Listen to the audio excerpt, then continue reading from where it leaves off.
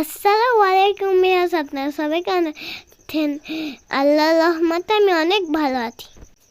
জানেন আমরা এখন কোথায় আছি? আমরা আছি দাদু বাসায়।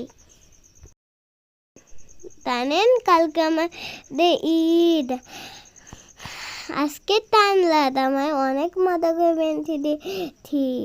সবার জন্য ঈদ মোবারক। আজকে আমার দাদি গরম মাংস আর তালের রুটি রান্না করতে।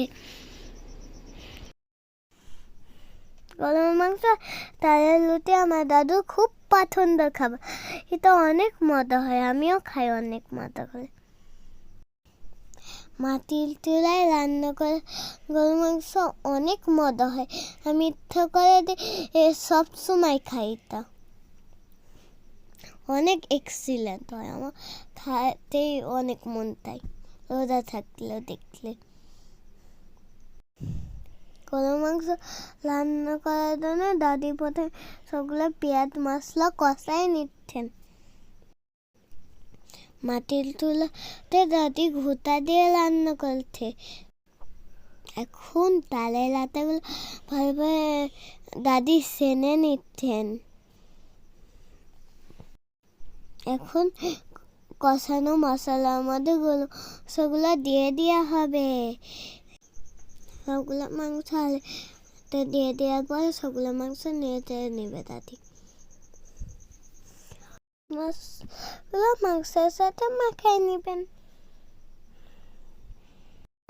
কালকে সকালে উঠে গোসল করে নতুন ঈদের জামা পরে দিয়ে দাদি মায়ের সাথে ঈদের নামাজ পড়তে দেবো।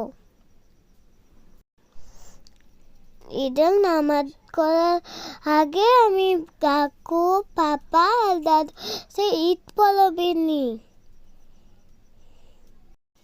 তারপরে আমি ফ্রেন্ডদের সাথে ঘুরে বেড়াই। দাদি গরু মাংসগুলো কষানো হয়ে গেছে, প্রায় শেষের দিকে। এখন এর মধ্যে প্রয়োজন মতো কাঁচা মরিচ আর প্রয়োজন মতো ঝোল দিয়ে দিবে। মামা 2 হাত ভর্তি করে অনেক মেহেন্দি দিয়েছে। আমার ফ্রেন্ডরা দুপুরে আমার আগে দিয়ে দিয়েছে, আমি সন্ধ্যাতে দিচ্ছি তার উপলক্ষে। জানেন আমার মা অনেক ভালো মেহেন্দি দিতে পারে, আমার অনেক সুন্দর লাগে দিয়া।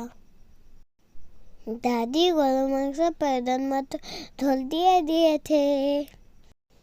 এখন আস্তে আস্তে মাটির চুলাতে ঝোলগুলো কষে নিয়ে নিবে।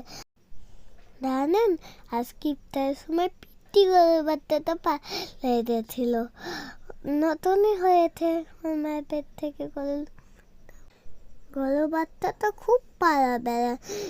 আমার বিরক্তি লাগে, একটু পালা বেড়ানি এত কেন? বাড়িতে থাকে না, আমি তাকে আদর করতেই পারি না। 2-3 বার দেখেছি।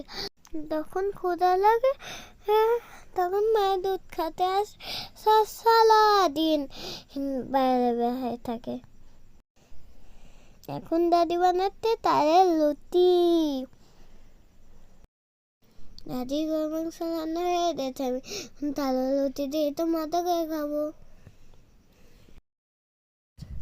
মাটির চুলাতে রান্না করা তো অনেক সুন্দর রান্না হয়েছে। এখন সবাই মিলে শেষ ইফতারটা করবো। Bye, see you soon. সবাইকে ঈদ মোবারক।